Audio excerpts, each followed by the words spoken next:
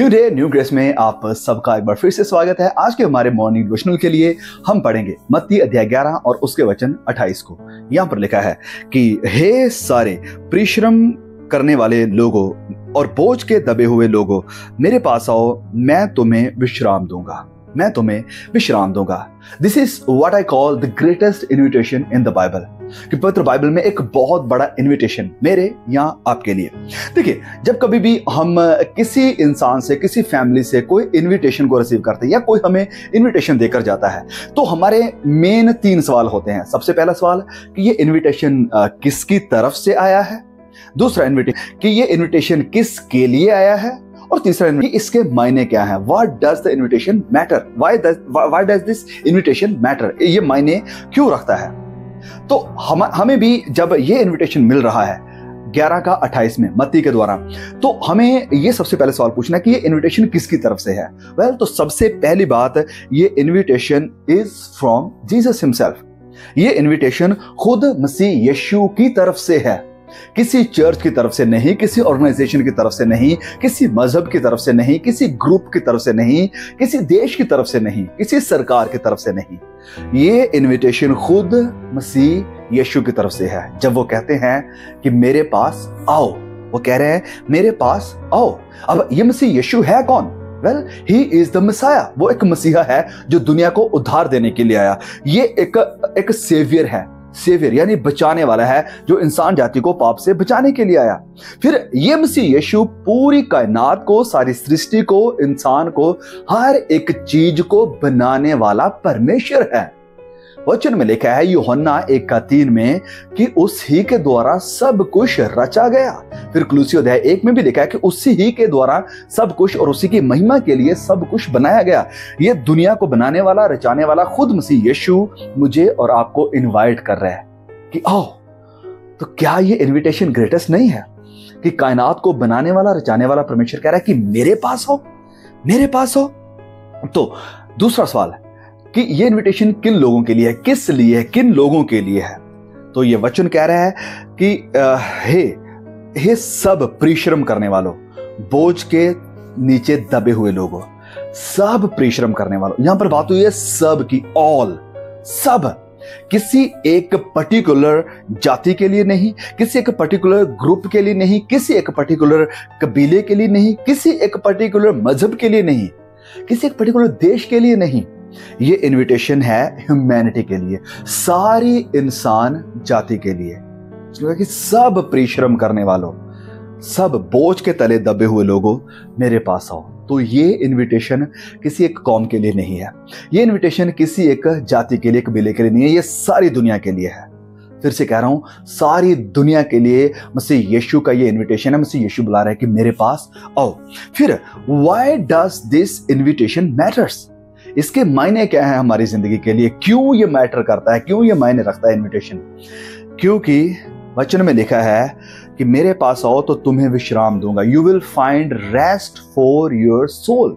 कि आपकी आत्माओं के लिए, आपकी जान के लिए आपको मैं विश्राम दूंगा, आपको मैं आराम दूंगा। तो यहां पर प्रभु यीशु मसीह बात कर रहे हैं इटर्नल रेस्ट की, एक ऐसी रेस्ट, एक ऐसा सुकून, एक ऐसी शांति, एक ऐसा आराम जो कभी खत्म नहीं होगा, जो कहीं और से नहीं मिलेगा, जिसका वायदा कहीं और मुझे या आपको नहीं मिलता है। ये एक ऐसी बैंक्वेट है, एक ऐसी पार्टी का इनविटेशन है जो मसीह यीशु दे रहा है पूरी दुनिया के लिए, और ऐसे आराम के लिए जिसमें मैं और आप सदा सदा के लिए आनंदित रहेंगे। वहां रोना नहीं होगा, वहां चिंता नहीं होगी, डिप्रेशन नहीं होगा, फिक्र नहीं होगी, वहां मौत नहीं होगी। सारे मौत के साए भी जाते रहेंगे। और मैं आपको बताना चाहता हूं कि इस पार्टी के लिए, इस बैंक्वेट के लिए, इस इनविटेशन में जब वो बुलाता है तो हमें ये नहीं कहता कि इस तरह की पर्टिकुलर ड्रेस पहन के आना है, आपको ये पर्टिकुलर कोड है जो आपको पहन कर आना है। नहीं, वो कहता है कि तुम जैसे भी हो आओ मेरे पास, कम एज यू आर, तुम जैसे भी हो आओ मेरे पास। और वो हमें सबसे पहले साफ करेगा, वो हमें नहलाएगा अपने लहू के साथ, हमें शुद्ध करेगा, हमें धोएगा। और जो रैग्स है, जो गंदे कपड़े हमारी बुराई के, पाप के, गंदगी के हमने पहने हुए, उन्हें उतारेगा। और फिर वो अपनी धार्मिकता का चोला हमें पहनाएगा, अपनी धार्मिकता हमें पहनाएगा। और ये कपड़े पहनाकर वो कहेगा अब आओ, अब तुम तैयार हो, अब तुम फिट हो। वो जो योग्य लोग हैं उन्हें नहीं बुलाता है, वो बुलाता है पहले और फिर उन्हें योग्य बनाता है, खुद अपने लहू से धोकर, साफ करके, शुद्ध करके और अपनी धार्मिकता उन्हें देकर। तो प्रभु यीशु कह रहे हैं कि हे सारे थके हुए, बोझ के नीचे दबे हुए लोगों, मेरे पास आओ, मैं तुम्हें विश्राम दूंगा। आप जो परिश्रम कर रहे हैं कि मैं कैसे इस जिंदगी की चिंताओं से आजाद हो जाऊं, मैं कैसे मुक्ति को हासिल करूं, मैं कैसे स्वर्ग पहुंच जाऊं, मुझे ये करना होगा, मुझे वो करना होगा, ये सारी स्ट्रेस के साथ आप खुदा तक नहीं पहुंच सकते, क्योंकि वचन कहता है कि हमारे भले काम गंदे चिथड़ों के समान हैं।